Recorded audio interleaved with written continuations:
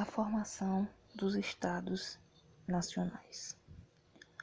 Para darmos entendimento a como ocorreu, como deu ponto de partida a formação desses Estados nacionais, a gente tem que entender o momento anterior a essa formação, que é o declínio do sistema feudal, o renascimento comercial, a burguesia ascendente, o crescimento das cidades e urbanização vinda da influência dessa burguesia atuante na Europa, a disputa entre nobres e burgueses por espaço nessa sociedade nova, imbuída influenciada pelo Renascimento e pelos ideais iluministas, e a crise política e econômica. Mas, principalmente para entender essa formação, a gente tem que entender conceitos. Os conceitos de nação e os conceitos de Estado. Mas são iguais? Não. Nação não está diretamente ligada apenas ao conjunto de cultura, costumes e idiomas desenvolvidos por grupos populacionais que se fixam em determinado território. É mais do que isso. Devem ser levados em conta os aspectos históricos do povo, como se criou uma identidade. Então, essa ideia é o sentimento de nação, não surge de forma rápida, mas com o passar do tempo e a participação nos diversos fatos históricos. E Estado é da mesma forma. Estado não é apenas o território, nem seus limites e seus governos centralizados. Ou não. É um conjunto político-administrativo composto por um corpo de regras e leis organizadas sobre um determinado território. Ou seja, é preciso haver um governo soberano, um sistema, um regime político, um conjunto de leis baseadas no direito individual e coletivo e um sistema de controle militar para se falar em Estado.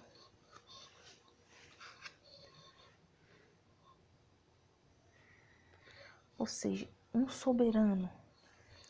Partindo daí, a gente vai para as ideias de formação desses Estados nacionais. Esse Estado moderno, esses Estados, serviriam para atender às novas necessidades da sociedade europeia. O conjunto de feudos, na verdade, precisava da unificação territorial, com um governo soberano, além de limites territoriais.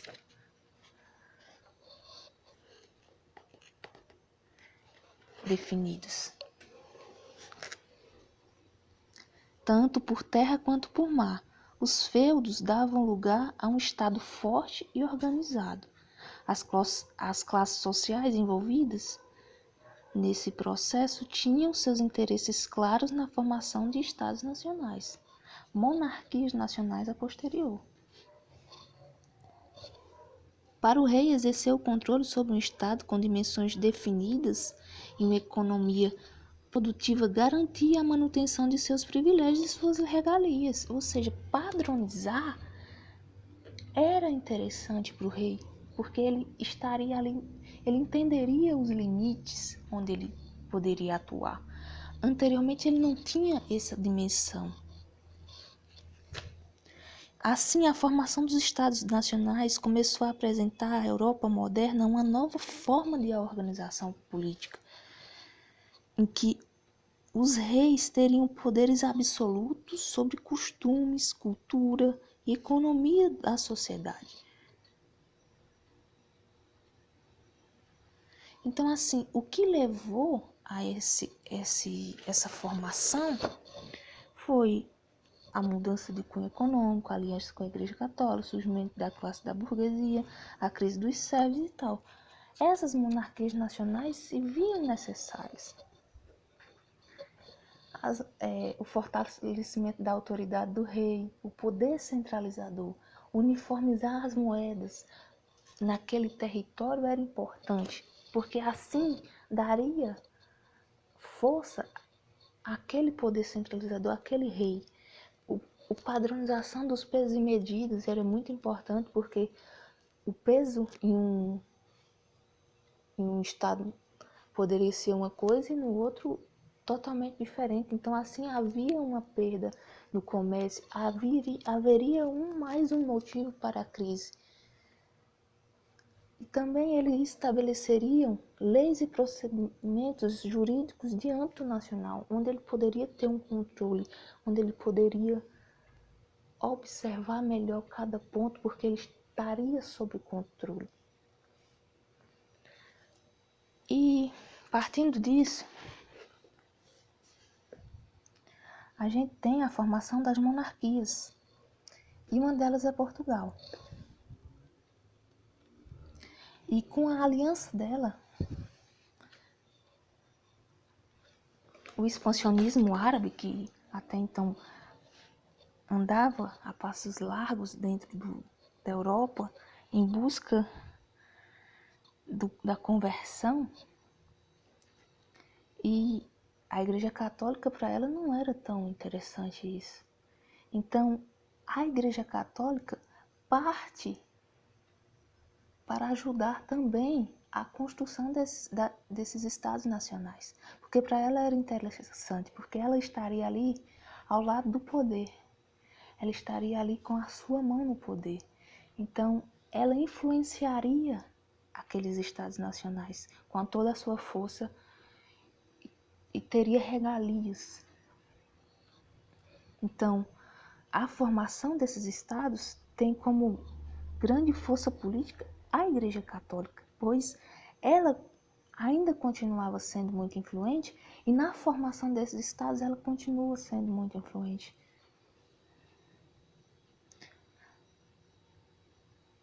E várias concepções também filosóficas foram criadas para justificar essa força que se dava ao Estado e ao poder centralizador. E guerras foram travadas para reconquistar territórios onde os árabes, os mouros, eles tinham se apropriado, onde eles tinham conquistado. E Portugal, ela consegue expulsar, num primeiro momento, da península os mouros no século XV e se torna Estado a expulsão dos árabes da Península Ibérica no século XV. E o Estado de Portugal, Estado Nacional, ele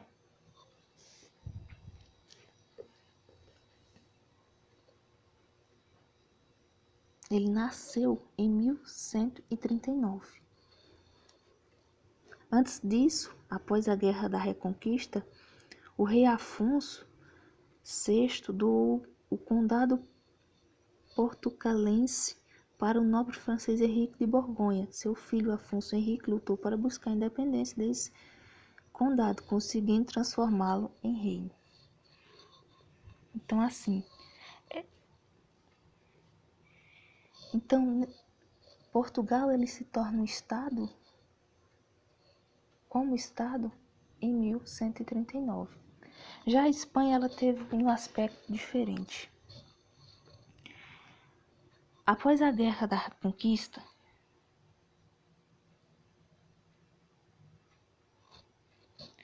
que foi uma guerra que tinha como objetivo libertar a Península Ibérica da dominação dos mouros, dos árabes, os territórios da Península Ibérica foram divididos em 4 reinos: Leão, Navarra, Castela e Aragão. Cada reino era administrado por um rei, ou por que fazia parte da família oriunda da nobreza. A unificação desses reinos ocorreu de maneiras variadas. Após muitas guerras, a unificação definitiva dos reinos de Leão e Castela ocorreu no século XIII. Posteriormente, estes se unificaram com o reino de Aragão, em 1469, através do casamento entre Fernando, rei do trono de Aragão, e Isabel, irmã do rei de Leão e Castela. E depois, no século XVI, Fernando invadiu e anexou o reino de Navarra. Fernando e Isabel ficaram conhecidos como os reis católicos e no ano de 1492 conseguiu expulsar definitivamente os árabes, consolidando assim a formação do Estado Nacional Espanhol.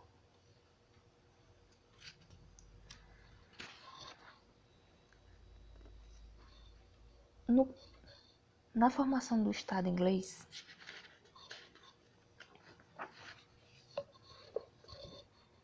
também haviam 4 reinos.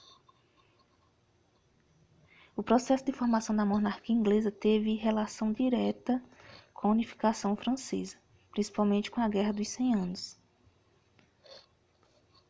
Antes, durante a Baixa Idade Média, a Inglaterra não estava unificada. Era formada por esses 4 reinos: Escócia, País de Gales, Irlanda e Inglaterra.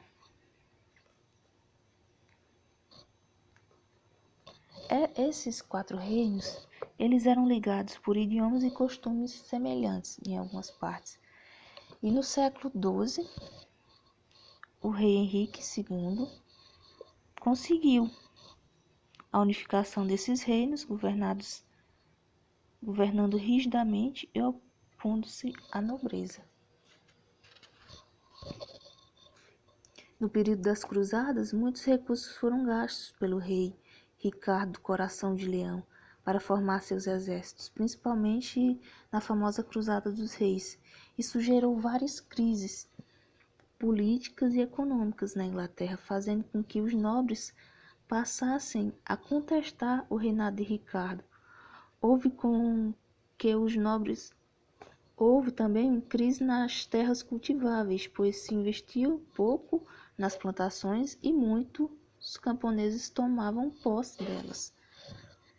Visando conter ações que ferissem as vontades políticas dos nobres ingleses, a chamada Magna Carta foi instituída pelo rei João Sem Terra em 1215, com a função de limitar o poder do rei. Diferentemente de outros estados monárquicos, a Inglaterra organizou, por meio dessa Magna Carta, os poderes do rei. Em Portugal e na Espanha, por exemplo, o rei governava de forma absoluta. No século XIII foi criado o Parlamento Bilateral, que atendia a diversas classes sociais inglesas, de acordo com sua influência econômica. Sendo assim, foram estabelecidas 2 câmaras, a Câmara dos Lordes e a Câmara dos Comuns. A Câmara dos Lordes representava a nobreza inglesa, enquanto a dos Comuns eram formados por integrantes da nobreza que não tinham muita expressão social na Inglaterra, chamados de gentry. Sempre se elegiam pelo voto censitário, ou seja, de acordo com suas riquezas, mesmo que pequenas. A função de ambos as câmaras era criar leis econômicas, políticas e sociais.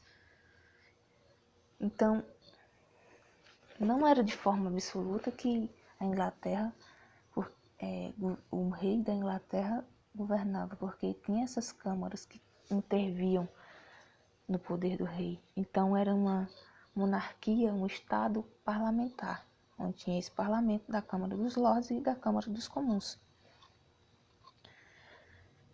E para justificar essa centralização do poder e essa força, como eu já havia dito, foi-se baseada em teorias.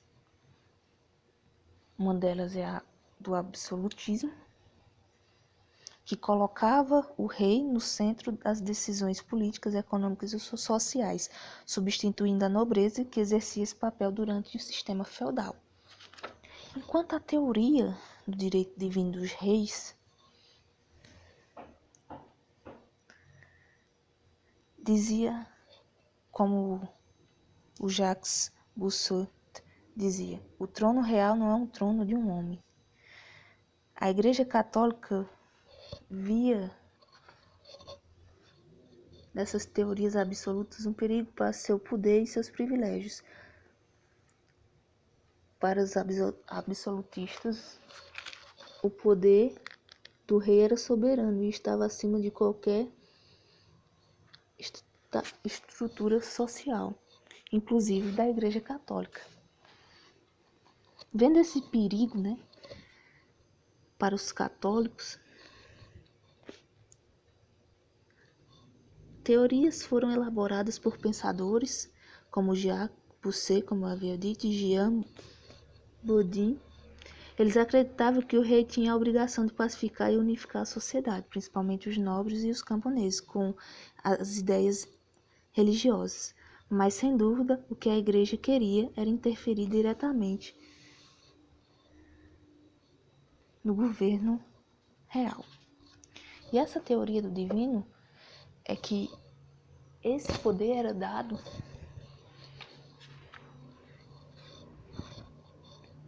dos céus.